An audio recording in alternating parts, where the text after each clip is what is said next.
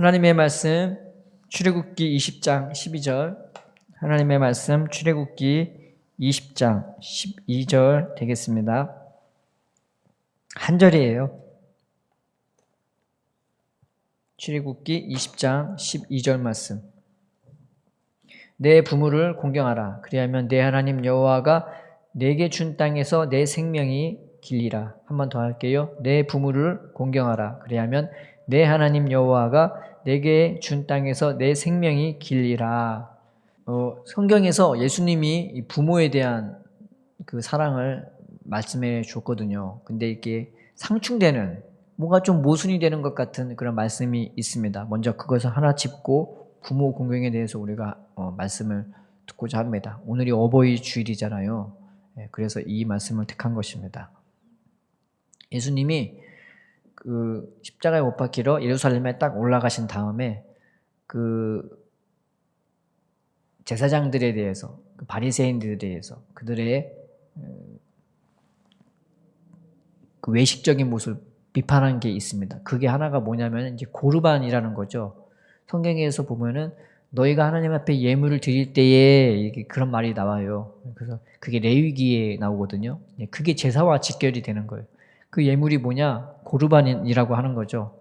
선물이라고도 하고 고르반이라고 하는 거예요. 그런데 내가 부모를 섬긴다면서 뭐 돈이 됐든 뭐 재물이 됐든 내가 어머니 아버지 내가 이거 드릴게요 했는데 갑자기 그것을 이거 하나님께 고르반, 하나님께 이거 예물로 드릴 거예요 하면은 어머니 때 줬던 거를 안 줘도 되는 그런 희한한 법이 있던 거죠. 그러니까 오히려 예수님이 그것을 보고 네가 하나님 앞에 예물을 드린다면서, 너희들이 하나님 앞에 예물을 드린다면서 어떻게 하나님의 법을 폐하냐고 그렇게 말을 했던 거죠. 그래서 그들의 가식과 외식에 대해 책망하셨습니다. 그런데 예수님이 십자가를 못 박히러 딱 가는데 그 전에 말씀드렸듯이 예수님은 군중하고 그렇게 친하지 않았다고, 군중이 오는 것을 꺼려했고 또 군중들이 자기를 따르는 것을 예수님은 피해 다녔다고. 왜냐하면 군중들이 자기에게 원하는 것이 무엇인지를 예수님은 정확하게 아셨단 말이죠. 정말 예수님을 원하고 하나님의 나라를 사모하고 하나님은 사모해서 예수님 앞에 나온 게 아니라 예수님을 통해 세상적인 것을 얻으려고 다니려고, 그래서 예수님을 억지로 왕을 삼으려고 했던 그들의 마음을 알았기에 예수님은 그들이 허망하고 헛된 것 때문에 자기를 찾을까, 그래서 예수님은 그들을 피해 다녔어요. 그래서 그러면서 하나님의 복음을 증거하셨죠. 그렇지만 예루살렘에 올라갈 때는 그 십자가에 못 박힌 것을 보여주시기 위해 그때만큼은 군중들이 따르는 것을 예수님이 굳이 반대하지 않으셨죠. 피하지 않으셨습니다. 그런데 그런 군중들에게, 자기를 따라오는 제자들과 그 사람들에게 예수님이 친히 하신 말씀이, 너희가 나를 따라올 때 네 처와 네 자녀와 네 부모와 형제를 미워하지 않으면 결단코 나를 따라올 수 없다고. 내 십자가를 지고 나를 따라오지 않으면 날 따라올 수 없다고 그렇게 말씀해 주셨습니다. 그럼 얼핏 보기는 그럼 예수님 섬기려면은 뭐 처도 아내도 자식도 부모도 형제도 친구도 뭐 다 버려야 되는 거야? 뭐 그렇게 생각할 수 있겠죠. 그런데 이 말씀이 예수님의 말씀과 이게 서로 부딪히잖아요. 뭐가 안 맞는 것 같잖아요. 그런데 예수님이 이 말씀을 하신 이유는 정말로 미워하고 버리라는 말이 아니라 그 순간만큼은 누구도 자신을 따라올 수 없음을 알기에, 혼자만 가는 외로운 길이었기에, 하나님하고만 같이 가는 그 길이었음을 알았기에 그들에게 해주신 말씀이었고, 그런데 정작 이 말씀이 예수님이 네 형제와 자매와 친구와 부모 형제 뭐 다 미워하지 않으면 날 따를 수 없다는 말씀은 내가 신앙으로 굳건하게 세워졌을 때 이제 그때 그 말이 무슨 말인지 이제 알게 되는 것입니다. 우리나라에 수도 없이 많은 선교사가 왔잖아요. 일제시대 때. 근데 그 중에 3분의 전부가 다 신실했던 게 아니라 3분의 1이 신실했었어요. 근데 그 중에는 우리나라에 와갖고 풍토병에 걸린 사람도 있었고, 그래서 남편도 있고, 심지어 아내도 있고, 심지어 자녀도 잃은 사람이 많았거든요. 그래서 양화진 그 100주년 기념교회에 가면 묘지를 잘 꾸며놨어요. 근데 그 묘지에 선교사 그 묘지에 이 한쪽 구석에 딱 보면은요, 묘비가 조그만 게 있어, 이렇게 여러 개가 정렬되어 있는 그 무덤이 있는데 그게 아이들의 묘지인 거예요. 그러니까 우리나라에서 복음을 증거해 주겠다고 자기들의 아이들도 다 죽은 거예요. 그런 거 보면은 가슴이 뭉클해지더라고요. 근데 심지어는 우리나라 위해서 젊은 나이에 복음을 증거하겠다고 우리나라에 온 분이 스웨덴 구세군 그 선교사가 있었는데 여성분이에요. 결혼도 안 하셨어요. 그런데 우리를 위해서 복음을 증거하겠다고 열심히 공부하고 뭐 하다가 결국 병에 걸려서 꽃도 피지 못하고 하늘나라로 소천하신 분도 젊은 여성분이 계시죠. 묘비 한 구석에 뭐라고 적혀 있냐면은 하나님이 우리나라에 하나리 미랄이 필요해서 그 영혼을 데려가셨나 보다고 그렇게 적어놨습니다. 얼마나 뭐 하지도 못했지만 난 그래도 그렇게 자기 목숨을 이렇게 버리면서 그렇게 했다는 것 자체가 우리한테 얼마나 고맙고 감사한지 모릅니다. 그래서 이런 의미에서 형제, 자매, 친구, 부모를 미워한다는 의미지 그게 뭐 나는 나를 섬기려면은 다 미워하고 버려야 돼 그런 의미가 아니라는 거죠. 내가 정말로 하나님의 은혜에 충만해서 내가 하나님의 생명을 저 무지한 백성들에게 정말 아무것도 모르는 백성들에게 이 복음을 증거하기 위해서 가끔은 형제도 죽고 자매도 먹고 가끔은 그 나라를 위해서 전부 다 버리고 자기를 투신하는 사람들에게 해 주시는 말씀이기도 한 것입니다. 그러니 우리가 그런 사람들을 어떻게 형제를 버렸다고 친구를 버렸다고 부모를 버렸다고 욕을 할 수 있겠어요. 우리나라에 독립투사들도 있을 텐데 그 중에는 결혼하는 사람도 있을 거고 자녀가 있는 사람도 있을 텐데 더 큰 걸 위해 자기의 가정을 버린 사람들도 있었을 것입니다. 그렇지만 우리가 그 사람을 욕할 수는 없잖아요. 그 사람이 때문에 우리나라가 섰고 우리나라가 여기까지 왔기에 우리는 그것에 대해 함부로 손가락질 할 수가 없습니다. 또 반대로 자기의 가정을 지키겠다고 한 사람들에게도 우리가 함부로 왜 너는 투사를 안 했냐고 왜 나라를 위해 싸우지 않았냐고 말할 수도 없는 거예요. 또 그 사람은 그 사람 나름대로 가정을 지켰기 때문에 그래서 예수님이 이 말을 하신 이것은 형제와 자매와 처와 자녀와 그 어버이와 친구를 버리지 않으면 나를 따를 수 없다는 말은 그 무조건 버리라는 말이 아닌 것입니다. 그 버렸다고 예수님은 정죄하는 것으로 그렇게 말을 하신 것이 아닌 것이죠. 은혜는 받은 만큼 내가 성숙한 만큼 때가 되면은 그 일을 하는 사람이 있고 또 사람에 따라 그 일을 하는 사람이 있는 것입니다. 그래서 이 말씀이 서로 예수님 말씀이 서로 이렇게 부딪히는 말씀이 아니라 그 사람에 따라서 그 상황에 따라서 우리에게 적용되는 말씀인 것입니다. 자, 그것을 짚고 넘어가고요. 오늘은 부모를 공경하라는 말이 있죠. 어떻게 공경할 것인가 부모를 무엇이 공경하는 것인가 말씀을 보는데 내 부모를 공경하라는 이 공경하다는 말이 카바드라는 단어예요. 근데 이게 존중하다, 칭찬하다라는 의미도 있는데 무거운이라는 그런 단어가 뜻이 있어요.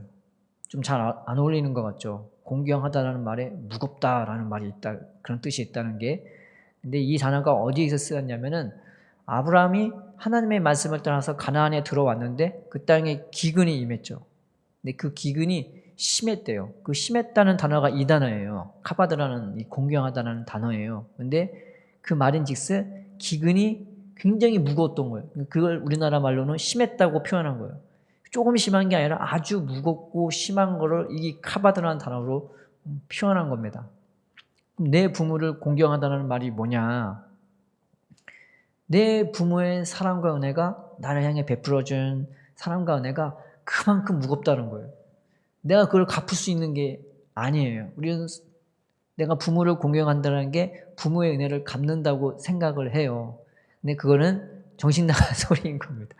내가 부모한테 나한테 해준 거를 그거 어떻게 갚아요? 내가 똥 싸고 오줌 싸고 먹을 때 그렇게 나를 달래면서 품고 안고 업고 그게 부모의 사랑인데 내가 어떻게 부모를 그렇게 갚아줍니까? 그래서 부모를 공경한다는 그 말이 내가 부모에게 그렇게 갚아준다는 그 얘기를 말하는 게 아니라 1차적으로 부모가 나에게 해준 사랑이 얼마나 내가 갚을 수 없을 정도로 무겁고 큰 건지를 깨닫는 마음인 거죠. 그럼 거기서 뭐가 나오겠어? 감사가 나올 수밖에 없는 것입니다. 하나님의 사랑도 마찬가지입니다. 우리는 내가 예배드리고 뭘 열심히 하면은 내가 주님이 나한테 이런 은혜를 주셨는데 내가 이 은혜를 갚아야 돼 하면서 갚는다고 생각을 해요. 근데 하나님이 원하는 거는 나의 행복이지 내가 뭘 갚아내고 뭘 참고 견디고 그건 둘째, 셋째인 것입니다. 주님의 사랑은 우리가 갚을 수 있는 게 아닌 거예요. 부모의 사랑도 마찬가지고 하나님의 사랑도 마찬가지인 거예요. 너무나 크고 너무나 위대하기 때문에 부모가 우리에게 베푼 사랑을 우리는 갚을 수가 없는 것입니다. 그저 감사한 것이고 그저 한두 끼 밥이나 용돈 드리는 것 그거는 부모를 은혜를 갚는 게 아니라 그저 부모에게 감사의 마음 표시인 거고 그저 부모를 조금이라도 기쁘게 해주기 위한 우리의 방편인 것입니다. 그래서 우리는 착각하지 말아야 돼요. 내가 부모한테 뭘 해준 거를 은혜를 갚는다고. 때로는 교회 생활도 마찬가지인 거예요. 내가 자꾸 뭘 열심히 하면 뭘 주면 은혜를 갚는다고 생각하는데 아닙니다. 그거는 갚을 수 있는 게 아닙니다. 하나님은 부모의 사랑처럼 지금도 우리를 붙드시고 있고 사랑해 주시고 있고 업어주시고 있고 태워주시고 있는 겁니다. 그 은혜를 안다면 우리가 그 은혜의 깊이를 알면 알수록 당연히 나오는 게 내 삶이 감사로 바뀌는 거겠죠. 하나님이 나를 사랑하시는구나. 내가 어찌해서 사랑하시는 것이 아니라 나를 마음으로 낳았기 때문에 그 피로 낳았기 때문에 나를 당신의 아들로 딸로 보시니까 이렇게 사랑하시는구나 깨닫는다면 이 사랑이 너무 크고 너무나 대단하기 때문에 감사할 수밖에 없는 것입니다. 신앙의 눈이 확 열리면은 주님이 얼마나 나를 가까이 계시는지 그리고 내 삶과 내 인생에 얼마나 주님이 함께 하시면서 붙들어 주시고 함께 나를 업어 주시는지 안고 계시는지 깨닫게 되는 것입니다. 그래서 늘 감사가 넘치는 것입니다. 그래서 부모를 공경한다는 것은 다른 게 아니라 그 사랑의 넓이와 깊이가 얼마나 무겁고 큰 건지를 깨닫는 그 마음이 이 첫 번째인 것이죠. 이게 부모 공경인 것입니다. 그러면은 내가 부모를 기쁘게 하는 게 뭘까요? 내가 부모한테 해주는 것으로 해줄 수 있는 가장 큰 기쁨은 뭘까요? 뭐 여행 시켜드리고, 뭐 좋은 옷 사주리고, 맛있는 거 사주고, 보통 그게 부모 공경일까요?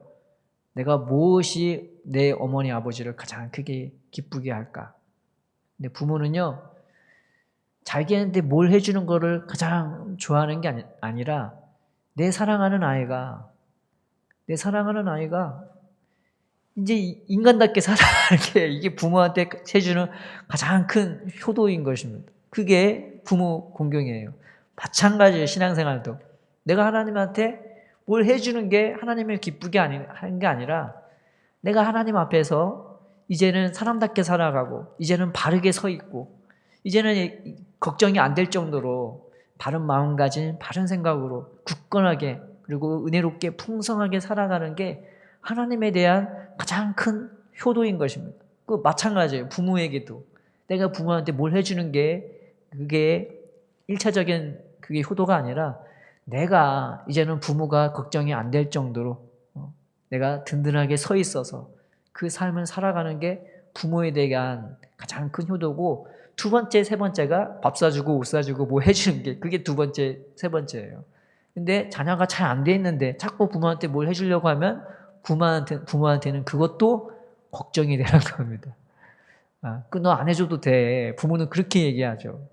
왜냐하면 못 사는 거 아니까. 못 사는 거 아는데 자꾸 해주려고 하면 부모는 그것도 마음에 걱정이 되는 것이죠. 마찬가지입니다. 우리는 자꾸 하나님한테 뭘 자꾸 해주는 게 하나님한테 대한 그 신앙심이라고 생각하는데 1차적인 거는 내가 제대로 서 있는 삶을 살아가도록 그게 하나님한테는 가장 큰 효도가 되는 거겠죠. 하나님은 우리가 행복하기를 바라는 겁니다. 그래서 성경에 보면은 제사장에 대해서 말할 때 제사장은 서서 섬기는 게 제사장이래요. 이 서 있다는 말이 뭐냐? 저 사람 딱 봤을 때 저 사람이 됐네. 사람이 제대로 서 있네. 라는 의미의 서 있다는 표현인 겁니다. 더 이상 흔들흔들하지 아니하고, 더 이상 넘어지지 아니하고, 더 이상 땅에서 기는 그런 삶이 아니라 하나님의 자녀답게 굳건하게 서 있는 그 모습, 인간답게, 사람답게, 하나님의 자녀답게 서 있는 그 모습을 서 있다고 표현하는 것입니다. 그래서 하나님이 이스라엘 백성을 출애굽에서 애굽에서 구원하신 다음에 시내산에서 만나 주셨을 때 그들에게 하신 말씀이, 너희가 내 말을 잘 들으면은 너희는 제사장 국가가 될 거라고. 이 이스라엘 백성에게 제사장이란 어떤 의미가 있느냐? 애굽에서 왕같이 그런 권력을 가지고 왕처럼 삐까뻔쩍한 삶을 살아가는 게 제사장이었단 말이죠. 왕이 제사장한테 뭘 물어봐요. 그러니까 이 제사장이라는 신분은요, 굉장히 고귀한 신분이었던 거죠. 왕 같은 그런 신분이랑 거의 왕이랑 권력이 동등하다고 보시면 되는 겁니다.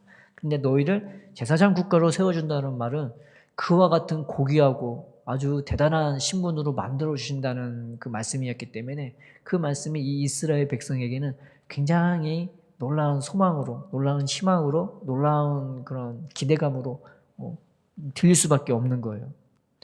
그런데 그냥 제사장이 아니라 서 있는 제사장, 하나님 보시기에 이제는 요동하지 않고 무거운 짐 지느라 막 고개 숙이고 살아야 되고 허리 숙이고 살아야 되고 막 그렇게 고통하며 괴로워하는 그런 이스라엘 백성이 아니라 제사장처럼 이제 당당하게 그리고 평안하게 그리고 은혜롭게 살아가도록 주님이 만들어 주시겠다는 소리인 것입니다. 하나님은 우리를 그렇게 키워나가기를 원하세요. 날마다 그 사랑으로 붙들어 주시고 날마다 우리의 인생을 축복해 주시면서 내가 너를 얼마나 사랑하는지, 너라는 존재 자체가 얼마나 귀한지, 어떤 자녀도요, 정말 그 부모가 바로 서 있으면요, 이 아이를 그 아이로 존중해주고 인정해주고 사랑해주고 응원해주면서 살아가지, 무조건 뜯어고치려고 하지 않고 무조건 혼내려고 하고 자기 욕심 채우려고 부모를 거기다 자녀를 거기다 몰아넣지 않고 그 아이를 그 아이답게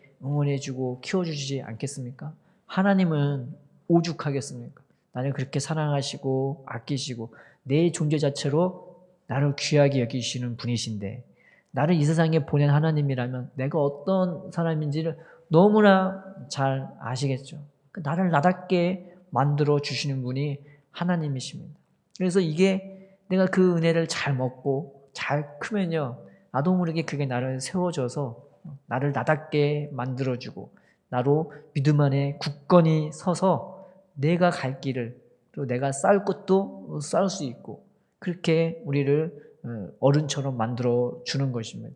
이것이 땅에서 잘 되고 땅에서 장수하는 것입니다. 잘 된다는 것이 무조건 돈 많이 벌고 세상적으로 봤을 때 뭐 이렇게 부유하게 넘치게 살아가는 그게 잘 되는 게 아니라 행복하게 사는 것, 사람답게 사는 것, 인간답게 사는 것, 하나님 자녀답게 사는 것이 그게 잘 되는 거고, 장수한다는 거는 무조건 먹고 사느라 오래 사는 그것이 장수하는 게 아니라 내 하루의 삶을 살아도 가치 있게 사는 것, 의미 있게 사는 것, 이것이 장수의 비결 아니겠습니까?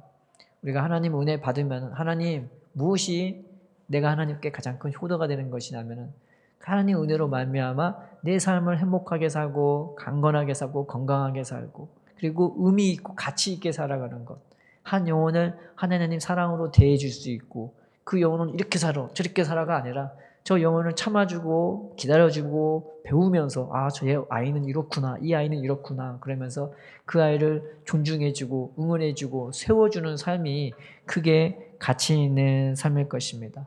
그래서 내가 내 부모를 공경할 수 있는 방법은 첫 번째는 그 사랑이 얼마나 무거운지를 내가 알면서 감사하는 것.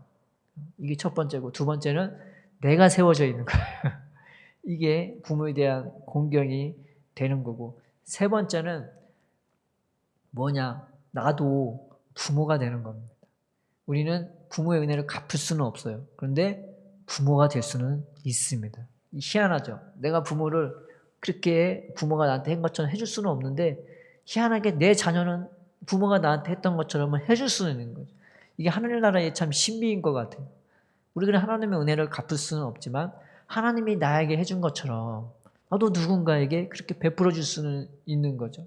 그래서 내 피로 맺은 내 아들도 딸도 그렇게 하겠지만은 사도 바울 같은 경우는 늘 하나님의 사랑이 그 안에서 충만하니까 그 사랑으로 교인들 한 명 한 명을 하나님의 사랑으로 낳아준 거예요.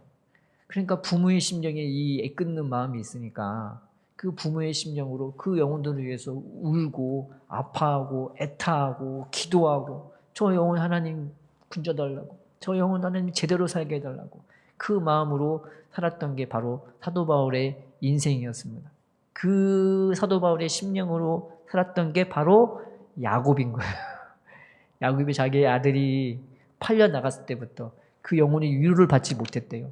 아파하고 괴로워하고 슬퍼하고 자기 베냐민도 잃을까봐, 자기 아들 한 명을 잃을까봐 그것 때문에 애차하고 초조해하는, 이게 바로 하나님의 마음인 것과 같은 거죠. 우리 하나님의 마음은 언제나 그냥 가만히 은혜롭고 위에 있고 나랑 상관없는 것 같지만 성경은 오히려 하나님의 나 때문에 아파하고 애타하고 초조해한대요. 어떤 부모가 자기 애를 낳고 너무나 힘들더래요. 애 키우는 것도 힘들고 자기는 부모 역할도 아닌 것 같고. 그래서 나 같은 자를 하나님이 좋아할까 싫어할까 그랬더니 하나님이 그 넘어지는 아이를 보면서 자기 아이가 넘어지니까 넘어지면 안 되는데 넘어지면 안 되는데 하나님이 그 순간 그 부모의 마음에 그 엄마의 마음에 야 내가 너를 그렇게 대한다고, 너도 네 아이 넘어질 때 이 아이가 넘어질까 걱정하고 바라보지 않냐고, 나도 너를 그렇게 바라본다고, 내가 너를 그렇게 사랑한다고, 한 번도 너를 버린 적도 없고 한 번도 나는 너에게서 내 시선을 뗀 적이 없다고, 내가 너를 사랑한다고. 그 말이 이 엄마한테는 굉장히 큰 위로가 되고 힘이 됐다고 합니다. 마찬가지입니다. 하나님은 우리를 그렇게 바라보면서 우리도 그런 부모와 같이 만들어 주는 것입니다. 신앙의 성숙이라는 것은 내가 근심 없이 아픔 없이 염려 없이 살아가는 게 아니라 나에 대해서는 이제는 걱정을 안 해요. 그냥 하나님밖에 안 보이고 타인밖에 안 보이는 거죠. 근데 그 사람 한 명 한 명을 내 자녀 대하듯이 귀하게 보고 아파하고 괴로워하고 울어주는 겁니다. 이게 신앙의 성숙인 거죠. 신앙의 성숙은 늘 은혜가 충만하고 기쁨이 충만한 거 그게 아니라 그거는 기본적으로 깔려 있는데 연약한 영혼 봤을 때, 작은 영혼 봤을 때 그 부모의 심령으로 아파하고 울어주고 애타하고 때로는 도움이 되어주기도 하는 게 이것이 우리에게 주어진 삶이고 인생인 것입니다. 그러니 가장 하나님이 우리에게 주시는 가장 큰 영광이 뭐냐? 누군가를 위해 아파하고 누군가를 위해 울어주며 누군가를 위해 애타하는 이 마음이, 이 사도 바울의 심령, 야곱의 심령, 하나님의 심령이 우리에게 주어지는 가장 하나님의 자녀다운 마음인 것입니다. 오늘 어버이 주일인데 오늘 이 말씀 붙잡으면서 부모의 은혜 그리고 하나님의 은혜가 얼마나 무거운지, 이건 내가 갚을 수 있는 게 아니구나. 하나님은 내가 조금 감사하다고 말만 해도 그것을 이렇게 크게 받아주는 게 부모의 마음입니다. 세상은 안 그렇잖아요. 이게 뭐 돈이 얼마나 되는지 다 따져보고 딴 사람 해준 거랑 비교하고 이게 세상인데 하나님은 안 그러십니다. 내가 하는 섬김, 내가 하는 감사, 그 말 한마디라도 내 아들이 내 딸이 한 말이라면 그걸 이렇게 크게 받아주시는 하나님이 우리의 하나님이십니다. 그 무거운 하나님의 은혜와 사랑, 그 무거운 우리 부모의 은혜와 사랑을 생각하면서 우리가 감사할 수 있고 헤아려 보는 우리가 됐으면 좋겠고, 또 하나 하나님께 대한 가장 큰 효도, 우리 부모에 대한 가장 큰 효도는 내가 잘 사는 겁니다. 잘 산다는 게 꼭 돈이 많다는 게 아니라고 말씀해 줬죠. 삶을 의미 있게 살고 가치 있게 살고 굳건하게 살아가는 것, 하나님이 우리를 그렇게 만들어 주십니다. 우리가 그렇게 잘 살아가길 원하고, 또 하나는 우리도 좋은 부모가 되기를. 그래서 아파할 수 있고 애타할 수 있고 밥숟가락 놓을 때까지 끝나지 않는다고 하잖아요. 그렇죠? 그렇게 신앙에 성숙해지면서 내 자녀를 위해서도 기도하지만 우리가 서로 누군가를 위해서 같이 아파할 수 있고 또 애타할 수 있고 기도할 수 있는 우리가 되었으면 좋겠습니다. 그래서 네 부모를 공경하라. 그래야만 네가 땅에서 장수하리라. 그 진실한 의미가 우리의 삶 속에서 그대로 이루어지기를 주의 이름으로 축원드립니다.